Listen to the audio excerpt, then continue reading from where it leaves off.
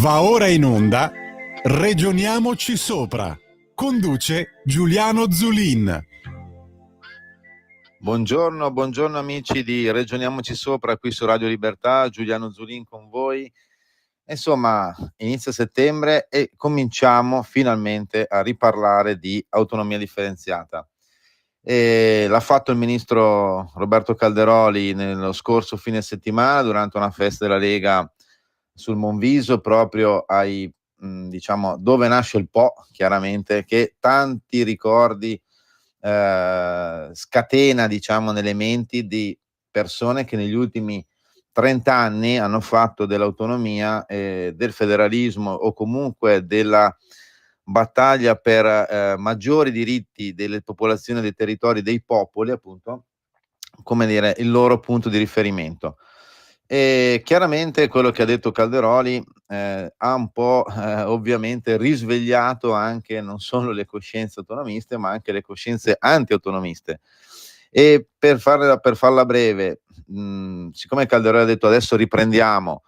e la prossima settimana probabilmente ci sarà un vertice con Meloni, Salvini e Tajani, quindi due vice premier, per quanto riguarda la legge delega che dovrebbe praticamente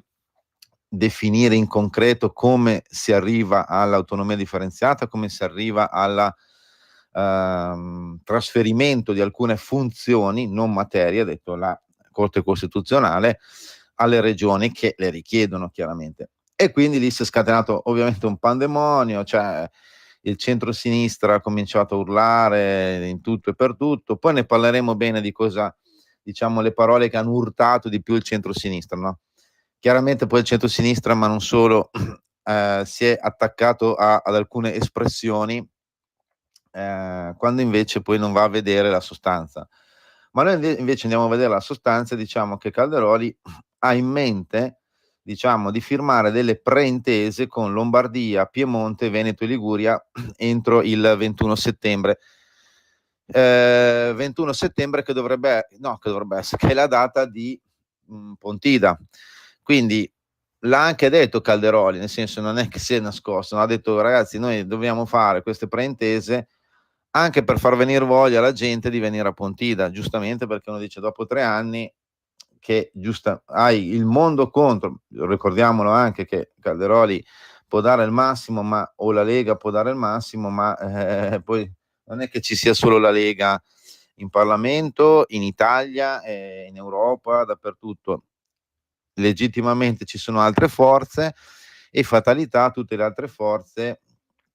le hanno provate tutte in 30 anni pur di non avviare una riforma concreta, perché a noi piace il pragmatismo, le cose che si possono toccare, no? Dell'autonomia, no? Perché sappiamo tutti che la riforma del 2001 voluta dal centro-sinistra, poi confermata dal voto popolare nell'ottobre appunto del 2001, parlava di regionalismo,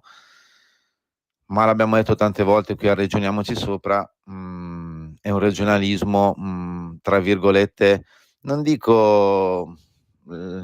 non dico vuoto perché è pieno, ma è pieno di burocrazia, pieno di costi, pieno di non responsabilità, pieno di tante cose che non hanno portato a un snellimento e una maggiore efficienza dello Stato, ma appunto a una moltiplicazione di poltrone in alcuni casi e di deresponsabilizzazione, perché se tutti fanno tutto in alcune materie e in alcuni ambiti, poi vuol dire che nessuno risponde di niente, no? Come si sa.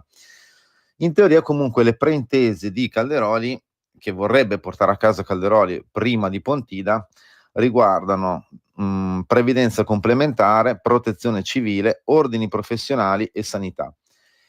Sul Sole 24 Ore di stamattina c'è un articolo firmato da Emilia Patta che, come dire, ironizza, no? Anche su questa idea di Calderoli. Adesso dico ironizza per non dire altro, perché come dire, abbiamo sempre rispetto noi, essendo a Radio Libertà, della libertà altrui, anche se altri non hanno rispetto della libertà altrui. diciamo che l'articolo in sostanza dice che sulla carta non si dovrebbero firmare le preintese con le regioni, in particolare sugli ambiti di protezione civile, sanità e poi appunto, come avevamo detto, previdenza complementare, per dire, perché prima il Parlamento dovrebbe votare la nuova legge delega, che un po' l'aveva chiesto la Corte Costituzionale come si legge nelle motivazioni della sentenza che seguiva i ricorsi di 4 regioni contro la legge 86 del Calderoli, che diciamo metteva i paletti nero su bianco per partire definitivamente verso l'attuazione dell'autonomia differenziata. Scusate che sembra un tecnicismo, però bisogna dire le robe come stanno. E di fatto l'articolo del Sole 24 Ore che troviamo oggi, pagina 10, in sostanza dice che sarebbero delle firme quasi, non dico vuote, ma che avrebbero poco senso.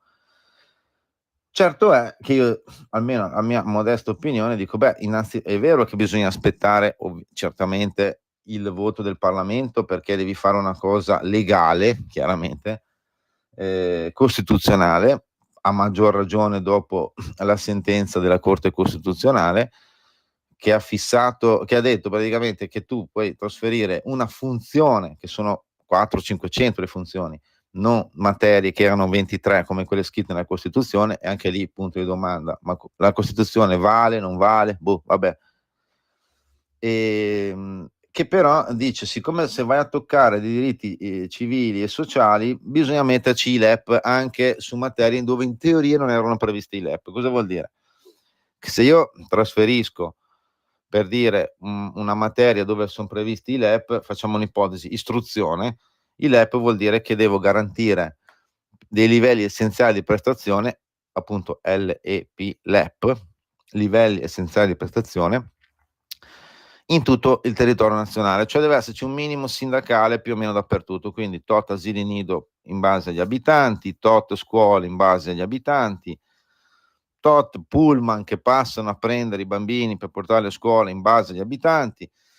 insomma dei criteri più o meno uniformi. Poi ci saranno dei territori che saranno più serviti, altri meno serviti, ma almeno dovrebbe esserci una base, e chiaramente per fare ciò servono anche delle risorse, e lì è uno dei temi sui quali si è sempre fermato, come dire, anche per volontà politica forse, si sono sempre fermate tutte le forze parlamentari dal 2001 in poi, tranne appunto adesso il ministro Calderoli, che dopo 20 anni di inazione si è messo lì e ha approvato con una commissione ad hoc, tra l'altro presieduta da Sabino Cassese, quindi non un leghista duro e puro, per creare appunto i criteri di determinazione dei LEP, cioè di dire ok, servono tot asili, quanti soldi servono, in modo che sia un criterio uniforme per tutto il territorio italiano. Allora, la Corte Costituzionale dice anche su anche su ambiti che non sono, diciamo, materie LEP, quindi che è necessario fissare appunto dei livelli essenziali di protezione prima di trasferire le materie, bisogna comunque fissare dei LEP. Facciamo un'ipotesi, protezione civile, perché loro dicono, ma qua c'è un diritto sociale, oppure previdenza complementare, perché qui c'è un diritto individuale, o ordini professionali, perché... Allora, noi diciamo, benissimo, servirà la legge. Se la Corte Costituzionale ha detto questo, ha dato delle indicazioni precise, il Parlamento seguirà queste indicazioni, e non a caso il vertice della prossima settimana, annunciato dal ministro Calderoli, con il Presidente del Consiglio Giorgio Meloni e i Vice Premier Matteo Salvini e Antonio Tajani, dovrà dire ok ragazzi, diamoci una scaletta di tempo per arrivare veramente a portare a casa questo testo, che deve essere votato dal Parlamento per poi cominciare a lavorare. Ma non che deve cominciare a lavorare per fare del bene alla Lega o per fare del bene a qualsiasi altro partito, ma deve cominciare a lavorare per iniziare a smaltire costi duplicati di competenze, burocrazia, posti inutili, migliorare l'efficienza, infine, dei servizi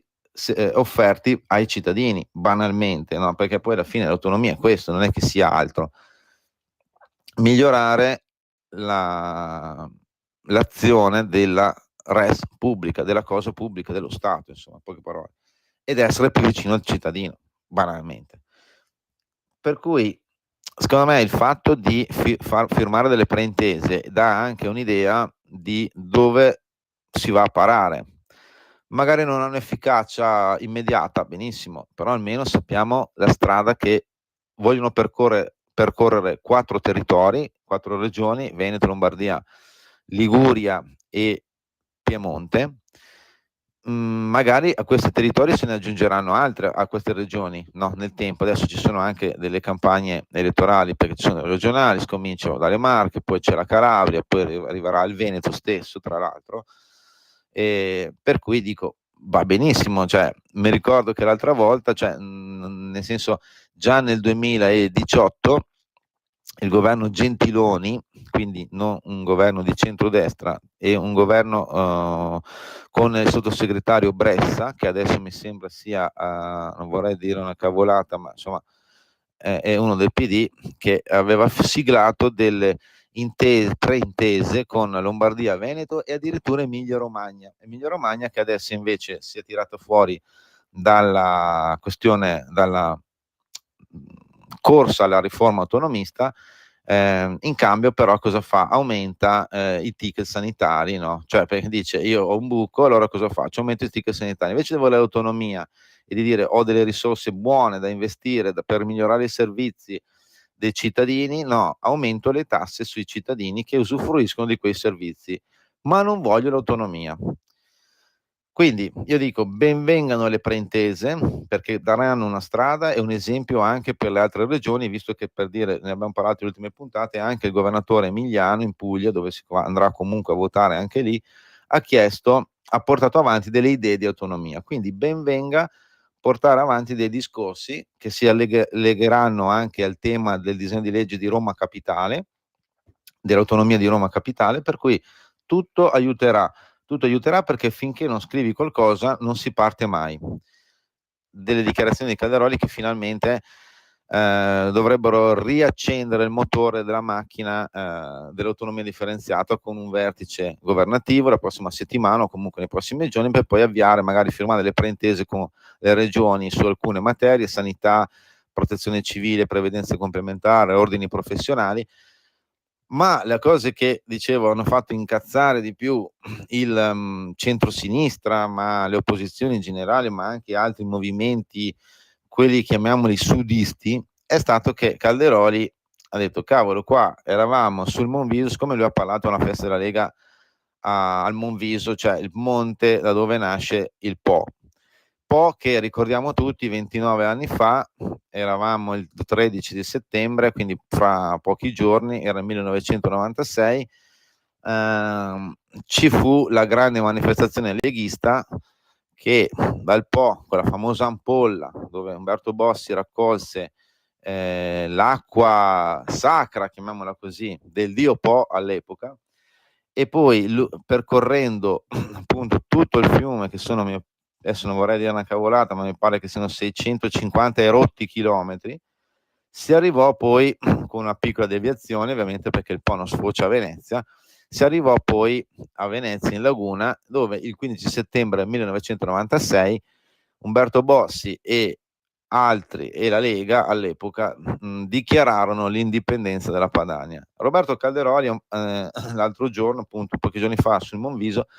ha ricordato un po' quei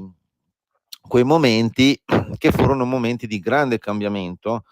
sociale, socio-economico, politico, cioè risvegliarono un po' qualcosa in Italia, qualcosa che era stato buttato sotto il tappeto per decenni, e poi a un certo momento negli anni 60, 70, soprattutto 70, i primi anni 80, eravamo a livello di opinione pubblica concentrati su, ahimè, la stagione delle stragi, delle bombe, degli attacchi, del terrorismo nero e rosso. Poi ci fu la stagione purtroppo dei grandi assassini, delle grandi stragi mafiose. Finito, purtroppo certe robe non finiscono mai, rimangono sempre, ma diciamo finita questa emergenza, prima il terrorismo rosso e nero, poi lo stragismo mafioso. Nel frattempo un piccolo, chiamiamolo così, fiume che nessuno aveva magari dato uno, al quale nessuno aveva dato un occhio, era diventato un grande fiume, grande come il Po, ed era il movimento, chiamiamolo autonomista, federalista, per qualcuno anche secessionista, no? Un movimento che nasceva veramente dal popolo, dal basso, senza, come dire, grandi regie internazionali o chissà che, o nazionali, no? Come invece magari abbiamo scoperto essere dietro ad alcuni movimenti appunto di estrema destra o estrema sinistra. E questo movimento qua poi venne convogliò tutte le energie e le forze nella Lega, che all'epoca decise di porre all'attenzione dell'opinione pubblica italiana il tema della questione del Nord. Dopo anni di parlare solo di questione meridionale. Bossi, no, e Bossi e tutte le persone che seguivano Umberto Bossi dissero: ragazzi, c'è anche il Nord di cui parlare, che non vuol dire che è meglio o peggio di altri territori, ma soltanto di cui parlare, nel senso che ha delle esigenze, ha qualcosa da chiedere, vorrebbe essere coinvolto o, tra virgolette, messo in condizione di fare ancora meglio per aiutare i territori dell'Italia, e anche non solo, perché come dire, siamo in un contesto europeo, il nord è più vicino alla Slovenia, all'Austria, alla Francia, che magari alla Puglia, no? Quindi magari anche aiutare i territori limitrofi che fanno bene all'Italia, e un'azione che può far bene sia al nord, all'Italia e all'Europa stessa, no? Visto che siamo in questo contesto, non è che c'è solo l'Italia. No, dicevo che Calderoli ha rievocato questo, ha detto è stata una cosa che potevamo andare fino in fondo, peccato non essere andati fino in fondo. E lì si sono scatenati ovviamente tutti, rievoca la secessione, ma come un ministro della Repubblica che ha giurato sulla Costituzione dove c'è scritto che l'Italia è uno indivisibile, e quindi soliti discorsi come sentivamo 30 anni fa, anche di più, ogni volta, no, sempre il tema di dire questi vogliono sfasciare tutto, vogliono abbandonare la secessione dei ricchi, tutti i discorsi triti e ritriti, è abbastanza solo slogan,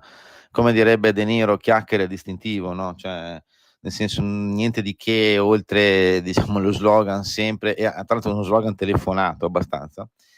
Ma c'è una frase, secondo me bella, che ha detto Calderoli, scusate adesso i termini, però insomma l'ha detto un ministro della Repubblica, è stata anche riportata in alcuni articoli di giornale, possiamo magari diciamo riprenderla, citando proprio le parole del ministro Calderoli. Ha detto: con quelle operazioni là del 1996, cioè la dichiarazione di indipendenza della Padania, uno Stato, come dire, tra virgolette, un'idea di Stato creato dal niente, diceva Calderoli, li abbiamo fatti cagare addosso, ecco, come dire, virgolette. Abbiamo fatto cagare addosso chi? Hanno fatto cagare addosso tutti quelli che avevano vissuto in Italia, come dire, sfruttando anche purtroppo le risorse del nord, che non è una questione di... Parliamo di 30 milioni di persone, cioè di un italiano su due.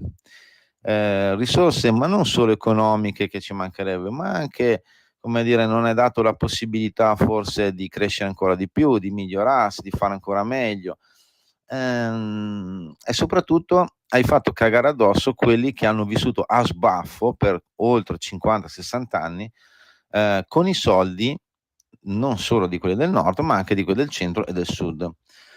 A un certo momento, se tutti ricordiamo bene, bisogna